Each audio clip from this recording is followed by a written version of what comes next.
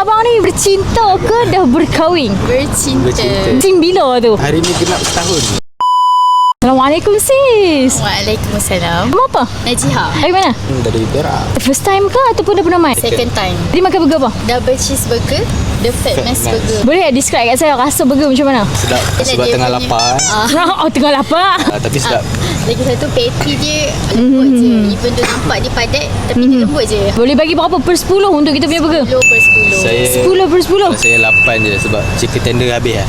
Boleh tak saya nak tanya luar daripada soalan burger ni? Okey tak jadi masalah. Sis dengan abang ni bercinta ke dah berkahwin? Bercinta. Sin bila tu? Hari ni genap setahun. Ya. Oh ya kau? Hari ni kena setahun. Saya jumpa dengan orang yang betul. Apa pendapat sis untuk pasangan yang kahwin muda? Adakah benda tu baik ataupun benda tu macam mesti ada something wrong somewhere? Mestilah baik macam nak Elakkan. elakkan, yes. Dari benda-benda yang tak sepatutnya lah. Okey, faham. Okey abang, tiba-tiba ex abang mai semula. Abang nak pilih ex abang ke ataupun sis? Saya pilih dia lah. Nasib baik. Kalau tidak awas hang balik jalan kaki.